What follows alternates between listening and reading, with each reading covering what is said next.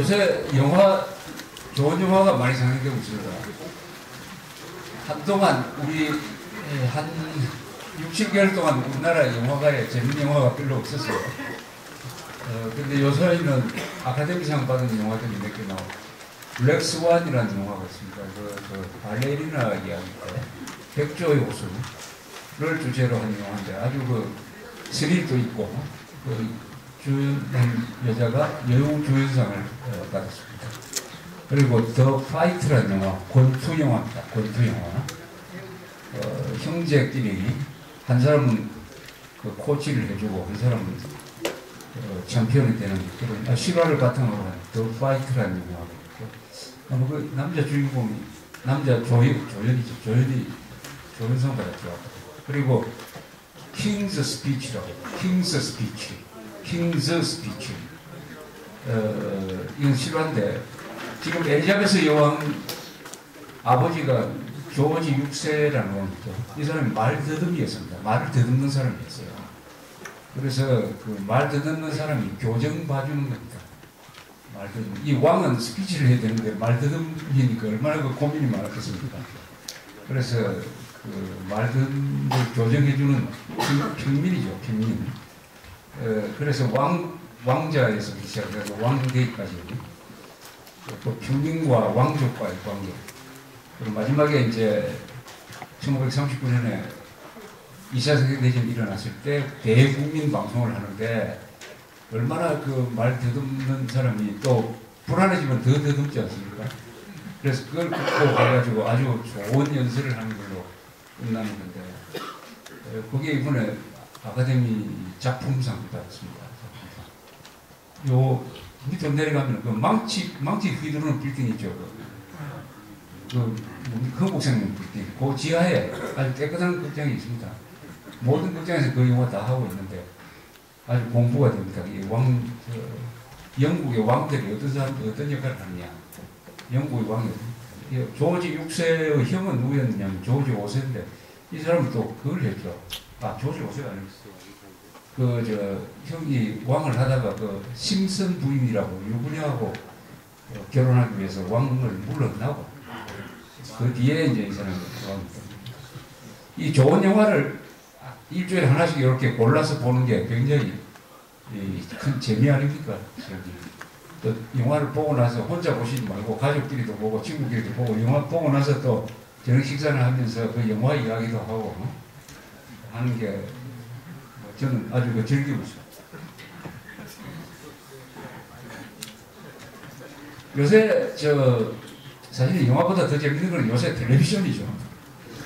저는 NHK 이걸 링크시켜가지고 NHK를 많이 이렇게 보면서, 요새 일본 사태를 보면은 일본 사람하고 한국 사람들이 인종적으로 문화적으로는 같지만 역사적으로 사회적으로 정치적으로 많이 달라가지고 가장 같지만 가장 다른 면이 있는 게 일본 사람이라는 것을 느끼게 됩니다. 감정 표현을 절제한다든지 불평 불만을 바깥으로 잘 이렇게 표시하지 않습니다. 일본 사람들이 아니오라는 말을 잘 안 합니다. 이렇게 간접화법을 많이 쓰죠. 생각해 보겠습니다 하면 그건 아니오인데, 우리 받아들일 때는 생각해 보겠습니다 하면 긍정으로 받아들이죠. 그래가지고 오해가 많이 생깁니다. 오해가. 일본 사람들도 그렇고 영국 사람들도 좀 그런 점에서 비슷하죠. 말을 직설적으로 하지 않습니다. 예컨대 주차장에 가가지고 좀 비켜주세요 이렇게 이야기 안 합니다. 예컨대 give me 1 feet 이렇게 이야기합니다. 내한테 1피트만 주세요 이런 식으로. 그러니까 조금 물러나달라는 이런 뜻으로 이야기합니다. 원래 기사도 무사도가 지배하는 나라에서는 말을 조심합니다. 말 잘못했다가는 뭐가 날라오니까.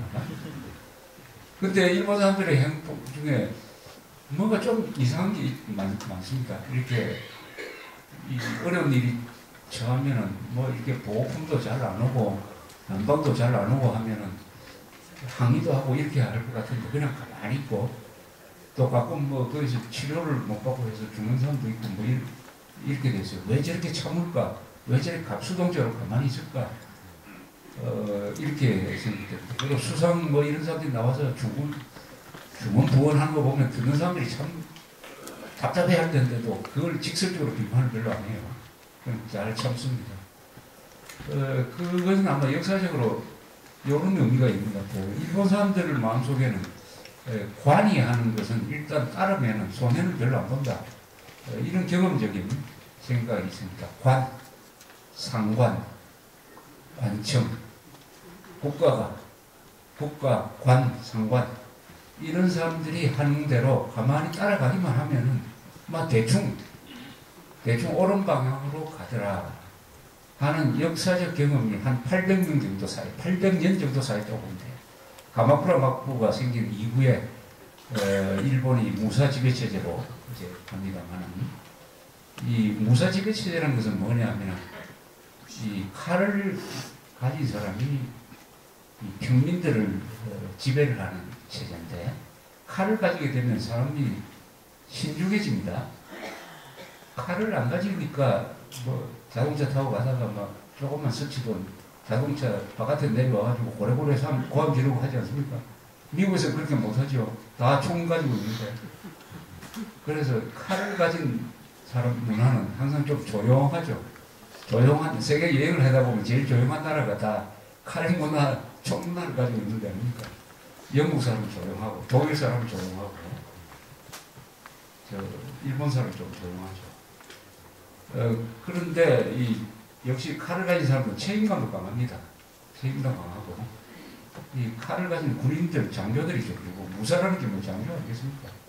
장교들은 이 부하들을 잘 다스려야 되죠. 또 부하들을 위해야 되죠. 그렇게 해야 위기가 있을 때 죽음으로 내몰 수 있는 거 아닙니까? 부하들을 평소에 잘 따뜻하게 하는 건 뭡니까? 돌격했을 때 다 명령을 따르도록 하는 거 아닙니까? 평소에 막 구박하고 못 살게 굴면은 돌격하면은 자기 혼자 뛰고 등 뒤에서 아마 자기 등을 쏠 겁니다. 돌격 명령했을 때 같이 일어나서 6.25 때 그 고시 전투를 한 사람들 경험을 많이 들으니까 마지막에 고지를 점령하기 위해서 8분 능선쯤 올라가가지고 마지막 돌격했을 때 그 한 40명 중에서 3분의 2만 같이 일어나주면 이긴답니다. 그러나 돌격했을 때 같이 안 일어나주면은 그건 죽는 거예요. 그러나 같이 일어나는 사람이 많은 부대는 평소에 지휘관이 잘하는 부대, 정이 평소에 쌓인 부대, 의리가 있는 부대, 그래야 어려울 때 명령을 듣는 것이죠. 그리고 일본 사람들은 오랜 800년 동안 그걸 무사지배 생활을 하다 보니까 그런 게 있습니다.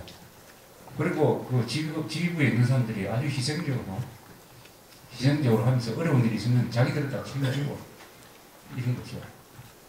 근데 또 거기는 전쟁하는 사람은 따로 있지 않습니까? 일반 백성들이 다 군인 되긴 되지만 나중에 지면은 책임지는 사람은 그 백성들이 책임지는 건 아니에요. 그 다임묘가 지면은 다임묘가 책임지면 돼요. 유명한 그 세기가라 전투 1600년에 있었거든요. 동군 서군으로 나눠가지고 도요토미 히데요시가 죽고 나서 천하대세를 갖는 그 전투가 있었는데 양쪽이 약 8만 명씩 동원해가지고 그 세기가하라를 들판에서 싸웠습니다. 동군은 도쿠가와 이에야스가 지휘하고 서군은 그 도요토미 히데요시의 측근인 이시다 미스나리가 지휘하는 군대가 격돌을 했는데 그날 그 주변에 마을에 살던 사람들이 도시락을 사가지고 야산에 올라가서 그 전투를 구경을 했답니다. 그건 자기들하고는 아무 관계없는 전투인데 왜냐하면 거기서 어떤 다이묘가 예컨대 무슨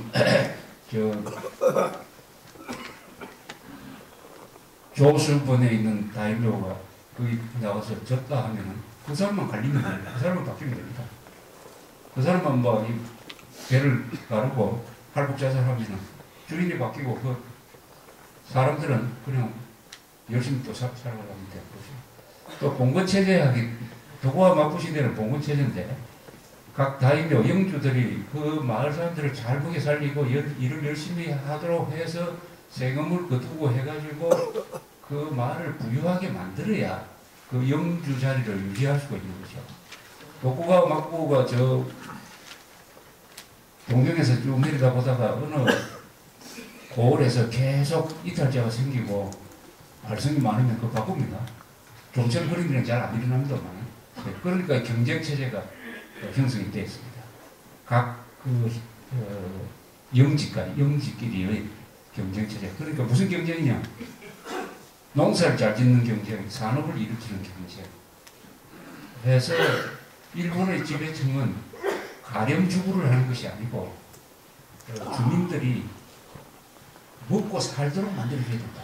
먹고 살도록 만들어줘야 된다. 하는 것을 가지고 고민을 했어요. 고민을 했습니다. 그러니까 도쿠가와 막부 시대가 상당히 일본 역사상 잘 살았던 시대입니다. 그때 산업이 많이 일어났어요. 도쿠가와 막부 시대가 명치유신으로 이렇게 넘어지니까 착각을 하기를 도쿠가와 막부 시대는 뭐 실패한 세대라고 그랬어요. 그러니까 한 250년 동안 아주 평화롭게 동경이 세계에서 제일 큰 도시가 됐습니다. 인구 100만을 가진. 그때 다 서점도 다 있었어요. 아주 또 문명률이 굉장히 낮았습니다. 이거 한자 이 가다가나 이게 오랫동안 만들어졌기 때문에 한글보다도 몇백 년 전에 만들어진 게 히라가나 가다가나 아닙니까? 문명률도 한 30%밖에 안 됐다. 70%가 다 글을 읽고 이 주판을 놓을 수 있는 사람들이었다. 이런 데 익숙하면은 지금처럼 관에서 하는 대로 그냥 가만히 있습니다. 우리는 또 반대로 이 상당 기간, 특히 조선조 말기에는 이 착취를 워낙 당하다 보니까 관이 하는 대로 하면은 망한다. 관이 하는 것 반대로 가면 된다. 반대로. 대충 반대로 하니까 맞더라. 이러다니까 못 참고 있으면 내가 불리하지. 내한테 돌아올 몫을 누가 다른 사람이 채할. 그러니까 못 참는 거예요. 그래서 뭐 이렇게 항상 도전적으로 나오는 경우가 많습니다. 이건 다른 문화가 다르다. 일본하고 한국 그런 점에서 이 문화가 다르다고 이렇게 본다면은 그러나 그럼에도 불구하고 이분에 대처하는 일본의 그 방식은 상당히 그 문제가 있습니다. 문제가 있고 그걸 보면서 역시 냉전이 끝나니까 세계적인 현상입니다. 동서냉전이 끝나 동서냉전이라는 것은 죽고 사는 문제를 가지고 준전쟁을 한 건데 이 시대에 이 서방 세계에서 영웅들이 많이 나왔어요. 위대한 인물들이 많이 나왔습니다. 위대한 인물들. 이 동서냉전이 1989년에서 91년 사이에 끝나니까 정치의 주제가 안보가 아니고 복지 같은 게 됐습니다. 그러니까 정치인들이 좀 왜소해집니다. 작아집니다. 스케일이 작아지고. 우리도 그렇지 않습니까? 이승만, 박정희, 전두환 이런 사람들과 그 뒤에 나온 사람들과의 인물의 크기의 비교. 독일만 해도 아데나워 같은 사람, 브란트 같은 사람, 콜 같은 사람이 나오다가 그 뒤에 나온 사람들의 인물의 비교. 미국도 트루만, 아이젠하워, 케네디, 닉슨, 존슨, 레이건 같은 사람, 그 뒤에 대통령과 비교를 해주고 그리고 프랑스도 드골 같은 사람, 요새 사르코지 같은 사람과의 비교. 일본도 사토 수상, 기시 수상, 나카소네 이런 사람들 보면 다 생각이 크고 교양이 있고 또 정치를 아주 멋지게 하고 했는데 요새 최근에 일본에 1년마다 바뀌는 수상들 이름도 이제 다 기억 못하죠. 수상들 보면은 굉장히 좀 기가 약하다 그럴까요? 그런 게 느껴집니다. 그러나 한국은 아직도 이 안보 문제가 제일 큰 문제로 있기 때문에 한국은 아마 그런 쪽으로 일본 정치 쪽으로 가려면은 통일된 다음에 아마 그런 일이 일어날지 몰라요. 우리는 남북 관계는 이게 어떤 관계냐? 생사의 관계 아니겠습니까? 남북 관계의 본질은 뭐냐? 그것은 민족사의 정통성과 삶의 양식을 놓고 다투는 타협이 절대로 불가능한 총체적 권력 투쟁인데, 그걸 간단하게 이야기하면은 내가 살려면 너가 죽어야 된다. 너가 살려면 내가 죽어야 한다. 이런 관계입니다. 남북 관계는 다 복잡하게 생각할 필요 없이 그렇지 않습니까? 여기에 무슨 다른 선택이 있습니까? 이걸 흔히 좀 고상하게 하면 실존적 관계다 이런 거죠. 실존적 관계다.